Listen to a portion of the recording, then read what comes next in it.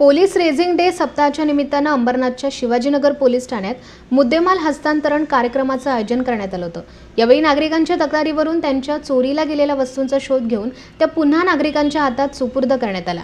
यामध्ये पाण्याचा tanker, motorcycle, laptop, 2 लाखांची रोख रक्कम, मोबाईल फोन यांसारख्या वस्तूंचा समावेश होता। चोरीला गेलेल्या वस्तू पुन्हा मिळाल्यानं नागरिकांनी पोलिसांचे आभार मानले। शहरात ऑनलाईन फ्रॉडच्या घटना लक्षात घेऊन या रोखण्यासाठी पोलिसांनी जमलेल्या नागरिकांना मार्गदर्शन केलं। शिवाजीनगर पोलीस ठाण्याच्या आवारात हा कार्यक्रम पार पडला। यावेळी सहाय्यक पोलीस आयुक्त सुरेश वराडे, शिवाजीनगर पोलीस ठाण्याचे वरिष्ठ पोलीस निरीक्षक अशोक भगत यांच्यासह शहरातील ज्येष्ठ नागरिक, महिला मंडळ आणि पोलीस मित्र उपस्थित होते।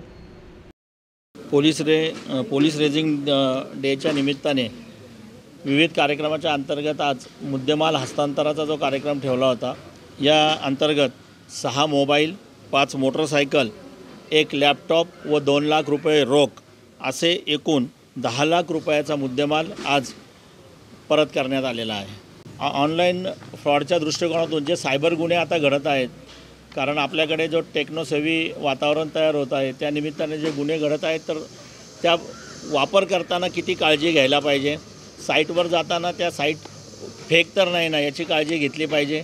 प्रत्येक वेळी बँकेकडनं अवेअरनेससाठी जे वेगवेगळे प्रोग्राम येतात त्याची माहिती ठेवायला पाहिजे की कोणतीही बँक OTP विचारत नाही किंवा कोणतीही बँक स्वतःहून तुम्हाला कोणतीही माहिती विचारत नाही की जसं काही ATM कार्डची मुदत संपत आलेली आहे।